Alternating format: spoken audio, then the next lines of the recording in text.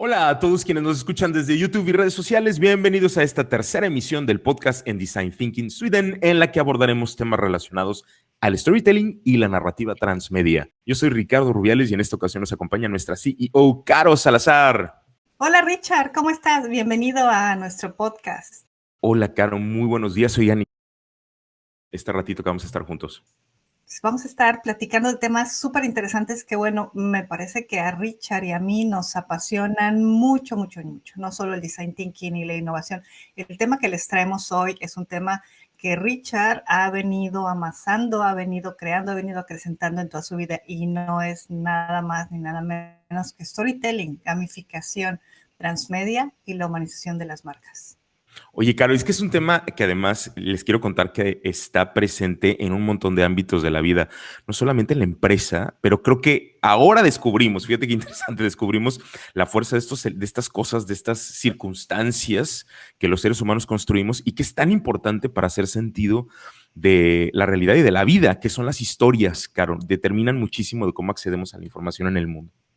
Y tú has estudiado mucho todo esto desde la parte museográfica, histórica del neuroscience, y creo que a lo mejor también tiene que ver con un poco de enfoque social, el cómo estamos predeterminados a escuchar historias. ¿Te parece que existe esta relación antiquísima? Cuando nos contábamos las historias allá en las cuevas, me hiciste recordar una que fui a visitar cuando era muy niña, allá en Rosarito. Pues fíjate que justamente hay investigación que sostiene, claro, neuropsicológica, que sostiene que los seres humanos hacemos sentido de la realidad y aprendemos fundamentalmente por un canal que es el canal narrativo. Esto lo van a encontrar si quieren investigar más en la teoría de inteligencias múltiples de Howard Gardner. Él habla de 5 maneras como hacemos sentido de la realidad y uno muy importante es la forma narrativa y que siempre relacionamos, fíjate, las otras historias con nuestras historias. Y es un modelo además muy de aprendizaje. Les quiero contar que incluso en la escuela hoy, hace como 2 años, uno de los proyectos que se ganó el premio internacional en enseñanza de ciencias, imagínense que tiene que ver con enseñar ciencias, era storytelling. Y qué fuerte, ¿no? Cómo enseñar ciencia básica, química, física y los cruces de matemáticas a partir de la narración de historias, porque nuestro cerebro está programado para construir de esa manera. Oh, pues eso es una noticia increíble. Me hiciste acordar cuando iba en la secundaria y la tabla periódica de los elementos, ¿no? Y qué historia me contaba ninguna, pero a lo mejor si me lo hubiera contado Asterix o el Universum, entonces a lo mejor me las hubiera aprendido mucho más fácil. Y también creo que el tema del storytelling está relacionado en toda nuestra vida, ¿no? Hasta en la política. Totalmente, y que construimos historias continuamente y armamos historias, aunque no las sepamos. Fíjate que tengo una nota que les va a llamar mucho la atención también neuropsicológica, claro, que tiene que ver con la construcción de nuestra memoria. Resulta que a nuestro cerebro le encanta reconstruir nuestras propias memorias, nuestros propios recuerdos. Entonces, conforme va pasando el tiempo, reconstruye, rearma, reescribe, quita algunas cosas, las vuelve a poner, cambia una frase, quita otra. Y entonces, cuando tú pasan 20 años después y tú recuperas la memoria o el recuerdo, es totalmente inexacto a lo que realmente sucedió. Es una reconstrucción, una reescribir, fíjate, tu misma historia, que me parece muy potente porque tiene que ver con este juego, además de la mente, de estar rearmando y releyendo la situación de la realidad. Y esto lo hacemos todo el tiempo, especialmente cuando nos acercamos a una marca. Me dejaste sorprendida. Entonces, reescribimos historias y nunca termina siendo la verdadera historia o la historia que sucedió. Tenemos el don de mejorarla, El donde acrecentarla. mejorarla, el donde empeorarla. Y el donde, además, no, y que esta reconstrucción tiene que ver también en nuestras relaciones personales, ¿no? Claro, también tiene que ver con cómo reescribimos o no reescribimos un elemento. Muchas personas que trabajan terapia breve, y aquí estamos en el área, imagínense, de la psicología, cuando trabajan terapia breve, hablan mucho de reescribir, justamente hacer este ejercicio del cerebro y cómo reescribir las cosas que nos sucedieron y mirarlas desde un enfoque distinto, ¿no? Aquí el tema tiene que ver con los diferentes enfoques en los que te acercas a una misma circunstancia, ¿no? Que diferentes personas pueden estar hasta una misma situación, Caro, y la ven desde lugares totalmente distintos. Por eso es que podemos ver juntos una película, podemos estar juntos con un tono de teatro y podemos ver cosas que no son iguales. Y ahí me parece que estamos tocando ya fibras muy sensibles de cuando hablamos de storytelling, por ejemplo, en el caso de las marcas, ¿no? Bueno, eso creo que es definitivo. Y bien lo decía Barack Obama, ¿no? Que tuvo que descubrir y entender su propia historia antes de poder escuchar y ayudar a los demás con las suyas. Totalmente, porque en este acto de reescritura lo que sí queda, claro, son algunos elementos que son como mucho más universales y que nos ayudan a entender grandes cosas. Por ejemplo, la felicidad, ¿no? Este concepto que es muy amplio, pero que es como un paraguas para reescribir o describir muchas cosas. Y ahí hay imágenes con las que relacionamos ese concepto y hay ideas con las que podemos ver esos elementos. Y eso es muy común entre muchos grupos humanos. Y ahí es donde trabajamos como un poco, déjenme decirlo, como con letras, como con conceptos para justamente trabajar este acto de reescribir y volver a escribir, ¿no? Claro, hoy me dejaste un anclaje. Entonces, me cuento una historia que pudo haber sido triste, feliz, y me puedo contar una historia feliz que la convierto en triste, o al revés, una historia triste que la convierto en feliz. Claro, y todo depende de la perspectiva donde estemos y el contexto en el que vamos a construir algo. Y ahí es donde creo que podemos tener muchos abordajes. Claro, puede ser un abordaje muy negativo o puede ser un abordaje mucho más positivo, ¿no? Pero sí podemos contar una misma historia desde dos lugares, ¿sabes? ¿Cómo contaría una historia de fracaso a un emprendedor? En Eso, relación a una historia de fracaso que le generara éxito, por ejemplo. claro, ¿Quiénes claro. necesitan el storytelling? Claro, claro, y tiene que ver con justamente cómo acomodas el escenario para que la historia sea y se lea, por lo menos en ese momento, y entienda yo ese cambio de tuerca o ese giro que me permite ver la misma historia que podría ser de una manera, de otra, ¿no? Y ese juego, fíjate, tiene que ver mucho también con el uso del lenguaje. Y ahí estamos tocando ya temas que por lo general no ves cuando estudias finanzas, cuando estudias administración de empresas, pero creo que es muy importante en la manera como damos sentido a las cosas, ¿no? Y tiene que ver con esta construcción de escenarios, de posibilidades, de personajes y la forma como hablan, ¿no? Por eso regresaba al tema del lenguaje, porque al fin, imagínate, Caro, visualmente también las imágenes son como un lenguaje, ¿no? A lo mejor tú dices, bueno, esta imagen se parece mucho y no, en realidad pueden ser dos imágenes que sean del mismo lugar, pero pueden decir cosas muy diferentes. Completamente distintas. Cuando utilizamos el storytelling como metalenguaje, como lenguaje para comunicar una idea de un producto, de un servicio, ¿estamos haciendo énfasis en las historias de los usuarios o en las historias que les queremos contar a los usuarios? Me parece increíble la pregunta, Caro, porque fíjense que es un ejercicio que hacemos en los museos de arte. ¿Sí? Te invitamos a ver una obra de arte, tú te detienes frente a ella y hablamos y encuentras alguna emoción, ¿no? Entonces empiezas a ver la emoción y dices, sí, yo veo aquí libertad o veo tristeza o veo... Y la pregunta siguiente es, ¿de quién es esa emoción? ¿Es del artista o es tuya? Y ahí hay como una relación entre las personas con respecto a exactamente de qué estamos hablando. Y claro, fíjate cómo hay una como apropiación de la imagen donde yo estoy viendo la emoción, pero al mismo tiempo estoy reflejando mucho lo que yo leo en una circunstancia que puede ser totalmente distinta a lo que el artista quiso decir. Y creo que eso es muy potente en el arte, ¿sabes? Que el arte mismo supera, digamos, la lectura del artista y nos permite como hablar desde otros lugares con otras personas de una misma imagen, de muchas historias diferentes. Entonces me hablas de una tridimensionalidad histórica. Una es la que pinta o la que escribo, una es la que interpreto y la otra es la interpretación masiva. Sí, sí, sí, y los diferentes grupos y lo que le aportan y lo que dicen y lo que leen sobre eso, ¿no? Pero hay como muchas dimensiones en este acto de leer y no leer. Y yo creo que por eso es un gran talento escribir buenas historias, ¿sabes? Claro, porque conoces mucho a las personas, conoces mucho de los contextos, conoces mucho estos símbolos, estos lenguajes, estas palabras de las que hablamos incluso en imágenes, y entonces puedes armar historias increíbles, ¿no? ¿Qué pasa cuando el pato, me llegó a la mente el comercial de IKEA, qué Sí. pasa cuando el pato es el artista principal de un comercial de una empresa de muebles? Fíjate que a mí me parece súper potente el ejemplo ¿Por que qué? además vamos a analizar muy bien, claro, porque tiene que ver con una característica humana que se llama humanización. Siempre buscamos reflejarnos o vernos en otras especies, en otros objetos, ¿no? Ese es el poder de Toy Story y esos elementos. Pero fíjate que cuando trasladamos esa humanidad a un animal, a un objeto, hay una como proyección muy interesante donde justamente toma una fuerza y una lectura que un personaje humano no tendría, no con ese nivel, ¿no? Porque sabemos que es distinto y ahí hay una un diálogo, ¿no? Esta escena se convierte en un diálogo increíblemente poderoso, ¿no? El proceso de trasladar la humanización o mirarnos en otras especies o en objetos es increíble. Claro. Este 7 de agosto vamos a empezar el certificado en storytelling. Dentro de él, ¿qué palabras son o qué frases son las que pudieran marcar el aprendizaje que van a obtener los participantes? Yo creo, hay varias palabras que muchas gracias, Caro, porque me parece que hay varias cosas que podemos mencionar. La primera tiene que ver con el tema de comunicación multidimensionalidad, ¿no? Como a muchos niveles de lectura, ¿no? Hay una comunicación muy directa, muy literal, muy específica, creo, pero también hay una comunicación muy indirecta, ¿no? Una comunicación que se lee muy rápida, muy inmediata y que tiene mucho que ver, por ejemplo, con el poder de la imagen o del sonido y que es una cosa que hacemos interpretación todo el tiempo, ¿no? Y en eso lo vamos a ligar también al marco del storytelling, todo este tema de la narrativa dentro de la comunicación, pero mucho en el sentido de las emociones, porque mucha de esta comunicación siempre está cruzado por lo que pasa en nuestro cerebro y mucho por cómo etiquetamos las experiencias. Claro, todas nuestras experiencias las etiquetamos emocionalmente con la amígdala y ahí hay un proceso de comunicación y de recuerdo, ¿no? Las experiencias que más nos hacen sentido y las narrativas que más nos hacen sentido son las que etiquetamos como muy positivas y se quedan ahí. Y ahí hay una relación muy importante con este tema de la emoción y cómo cruza la experiencia humana.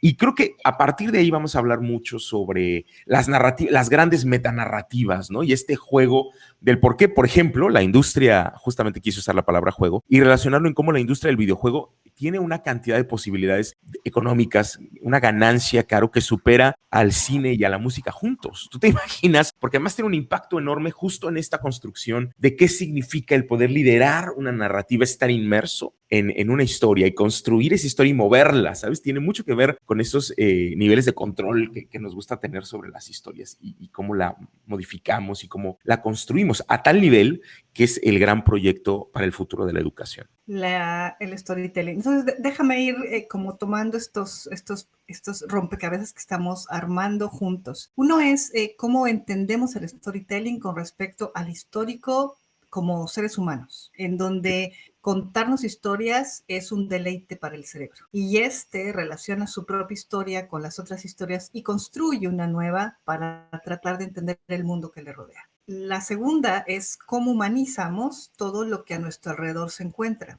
para darle un sentido, para darle una emoción, para darle un valor. Y después entonces podríamos empezar a hablar del storytelling. Y acabas de introducir una palabra que me encanta, que es gamificación o juego, ¿no? 4 partes, estos 4 pilares hablan de lo que hoy es el storytelling, de lo que podemos aprender del storytelling y también creo que sería bien interesante hablar de y qué pasa con la creatividad, de la humanización, la emoción, el histórico y la creatividad. Fíjate que ahí hay un tema súper interesante que vamos a compartir un poco. Hay una investigación muy larga que empezó en la Universidad de Chicago con el doctor Csikszentmihalyi que hablaba sobre creatividad. Y este grupo de investigadores, claro, lo que decían es que estaban buscando qué había positivo en la mente humana, ¿no? Porque mucho de la corriente psicológica del siglo XIX, de Freud, y digamos todo lo que siguió en la escuela de la psicología a nivel global, estaba basado en la enfermedad mental, ¿no? Y estos investigadores de Chicago empezaron a decir, tiene que haber en la mente algo más que enfermedades y problemas y patologías.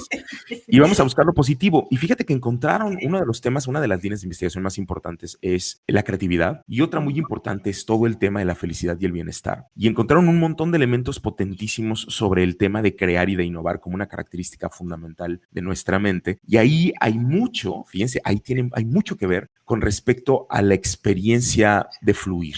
Y esa es una experiencia clave de la creatividad, ¿no? En el momento que alguien está creando o innovando o está construyendo, está inmerso en un espacio en su mente donde está totalmente enfocado en esto que está haciendo, pierde el sentido del tiempo, pierde el sentido del hambre. Claro, claro. Claro, y está construyendo y creando en una circunstancia que es total, que tiene una recompensa altísima a nivel intelectual y emocional, donde se siente totalmente, pues vamos a poderlo decir como se siente totalmente pleno. Rebasado, ¿no? Claro, y Sí, me sí, parece muy potente, ¿no? definitivamente. Porque esa experiencia la hemos vivido todo el tiempo Todos, y y es todos, una de alguna experiencia de manera, creatividad. ¿no? Claro, claro. Claro, me hiciste recordar un servicio en un hotel, ¿no? Que abrí la puerta del hotel y olía maravilloso el color de la alfombra, el color de las almohadas, el color de las cortinas. Era atardecer, se abrí, estaba medio abierta la ventana. Me hiciste recordar la experiencia completa.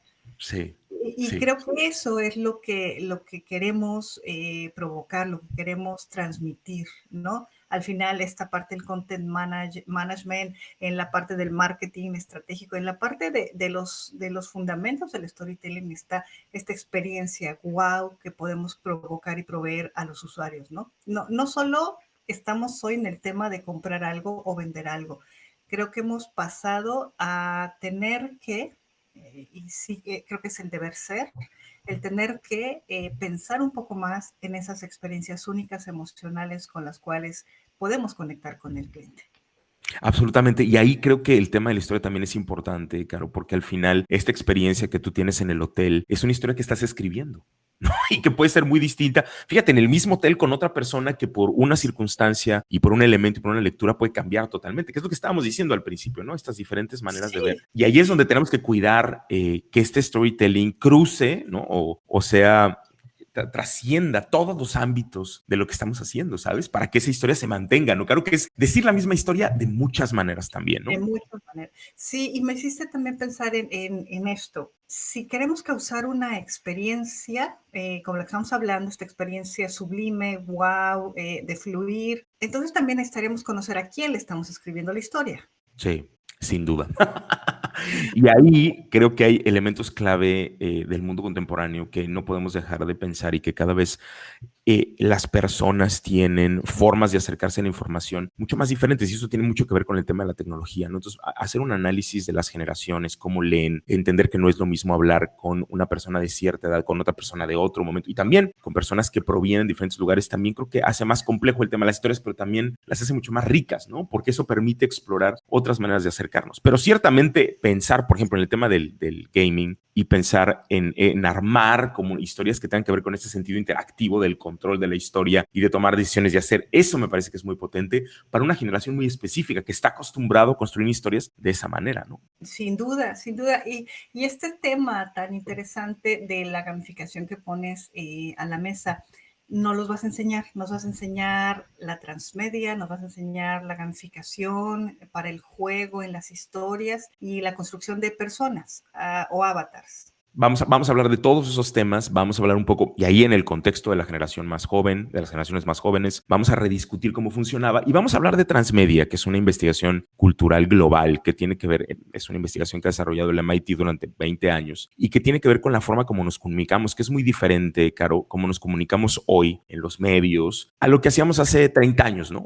O 20, la verdad. Y un poco el ejemplo que tengo es el del terremoto del 85, ¿no? Cuando pasó el del 85 y el del 2017. Cuando pasó el del 85 en la Ciudad de México, las personas se enteraron adultas, digamos, en el radio, un poco a la media hora que había sucedido y en la tarde con algunas imágenes, pero en realidad vieron lo que había sucedido narrado por un locutor, por un presentador, por un jefe de noticieros que era Jacobo Saludowski en la televisión que presentaba imágenes y contaba una historia y tenías una manera de verlo, ¿no? Lo escuchabas, lo veías y eras muy feliz, digamos, en ese momento. Pero en 2017, Caro, a los 3 minutos, 5 minutos de que había pasado el terremoto, teníamos ya 300 videos en YouTube, teníamos una enorme cantidad de fotografías y las personas no habían visto, en ese momento no tenían una narración, sino había una voz que te contara, sino era como una cosa como muy fragmentaria, ¿sabes? Como puros fragmentos de información y ahí, en ese es el mundo en el que vivimos, ¿no? Un lugar de fragmentos de información, de pedazos, claro, de elementos, donde ahora, más que nunca, los buenos narradores, las buenas narradoras se vuelven fundamentales para hacer sentido de muchas de estas historias fragmentadas, ¿no? Me ganaste la pregunta, precisamente te iba a preguntar eso. ¿Cómo entendemos transmedia en nuestro mundo actual? ¿De qué manera lo hacemos nuestro? No desde la organización, también como persona. ¿Cómo contamos nuestras historias? ¿Cómo contamos, cómo nos reinventamos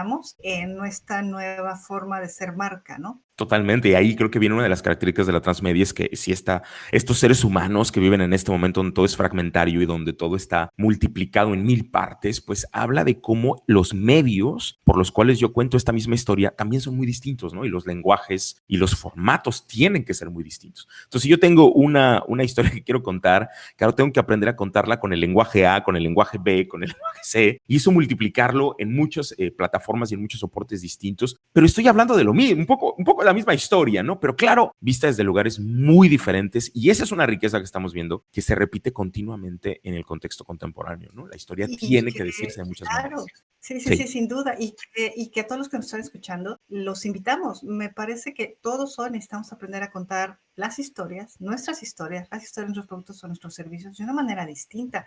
Tenemos diferentes necesidades, diferentes usuarios, diferentes consumidores, diferentes prosumidores, diferentes categorías. Creo que tenemos un gran trabajo por hacer antes de empezar a pensar en vender, necesitaríamos entender muy bien qué le vamos a decir a nuestro consumidor. Y eso también es parte de una comunicación mucho más rica. Y eso fíjate que nos ha pasado mucho en análisis. Yo les voy a hablar un poco del mundo cultural. En muchas de las circunstancias que pasan en instituciones culturales cuesta de pronto mucho trabajo hacer esta reflexión de segmentación y de lectura de las diferentes generaciones, por ejemplo, sobre las imágenes o sobre los lenguajes o sobre lo que prefieren escuchar o a quién quieren tener al frente, ¿no? Y a mí me parece que analizar eso nos ayuda a entender que no puedo comunicar de la misma manera, y hablo de instituciones culturales como lo hacíamos hace 20 años o 10, Caro, ¿no? Tenemos que revolucionar nuestras formas y pensar otras estructuras también de innovación y de creatividad, porque el mundo va muy rápido, ¿no? Y tenemos que estar justo entendiendo estas estructuras nuevas también de lectura, porque aprendemos nuevos formatos, cómo relacionamos nuevas cosas y cómo encontramos diferentes líneas, digamos, vamos a decirlo así, líneas de escritura, ¿no? Encontramos diferentes narrativas interesantísimas todos los días en estos cruces como muy raros, como muy híbridos. Y aún así somos los mismos seres humanos que seguimos leyendo bajo la fogata, Caro. Y eso me parece que es una paradoja muy rica, ¿no? Y sigue habiendo a quien le gusta comprar sus libros para olerlos y leerlos. Totalmente, No, absolutamente. es una experiencia completamente distinta. Y me parece que ese es uno de los temas fuertes que les queremos compartir, y que además vamos a estar también trabajando mucho con el diseño lúdico, con la creación de experiencias, con la parte del relato y la marca. Y ahí te tengo una pregunta. ¿Cuál es la diferencia de hacer un relato para una marca y el tema de un relato para una persona? Es muy interesante porque creo que los relatos, como estábamos hablando siempre Como en la relato. comunicación Ajá. y todo este tipo de cosas, creo que siempre nos apropiamos de ellos, ¿no? Claro, es decir, creo que en ese sentido como de mirar al otro y de estar con el otro, ahí nos apropiamos. Y vamos a hablar mucho del tema de las neuronas espejo en el curso, esta experiencia tan interesante que construyó esta investigación, los resultados de esta investigación, que nos hizo mirar la mente desde otra manera por cómo veíamos al otro. Y ahí tiene que ver que cuando construyo relatos para una marca, estoy apropiando, hago que las personas se apropien, poco que se pongan la idea porque ven al otro y quieren verse ahí, ¿sabes? Quieren encontrarse en ese lugar. Y ahí me parece muy potente también esta idea del reflejo del relato, mi relato, en otros relatos y los otros relatos que se convierten en míos, ¿no? Ok, entonces me haces pensar que tenemos como diferentes tipos de comunicación. Me hiciste recordar la leyenda de La Llorona y la hago mía, ¿no? Y se la cuento a mis hijos y a mis nietos, y, ¿no? O el lobo feroz, cuando yo era muy chamaca, hay en el Coco. No sé si todavía a alguno le tocó. Yo estudiaba en la escuela primaria, en la escuela pública, y afuera de la escuela pública siempre había un señor que vendía cocos y jícamas y naranjas con chile y limón. No sé si alguna vez lo viste, pero en mi época era como muy famoso. Sí. Y el señor tenía un costal en donde echaba sus cocos, me imagino, ¿no? Entonces, cuando te portabas mal, te decían, te va a llevar el señor del costal. Pórtate bien porque te va a venir el coquero y te lleva, ¿no? Y bueno, claro, nadie quería que se lo llevara el señor del coco, ¿no? Y entonces esas leyendas urbanas, esas historias, ¿no? Se convierten en relatos, y después pudiera ser una marca, porque en México existía el Señor de los Cocoteros y era una marca de belices para viajar, de maletas para viajar. Sí, cierto. Entonces me hace recordar como la historia, la leyenda, el relato y el storytelling. Y que además estamos siempre, el ser humano le encantan las historias, le encanta escuchar y le encanta buscar y le encanta mirar, y creo que hay muchas historias que se apropia de ellas, como bien lo decía Caro, ¿no? Y las relaciona con conceptos, ¿no? Como miedo o, ¿sabes? Como con ciertas cosas, que es interesante que después esa imagen se puede convertir en otra, totalmente diferente, que tiene otra historia, y esa multiplicidad es muy rica. Acá en el programa vamos a hacer ideas disruptivas, vamos a trabajar con co-creación.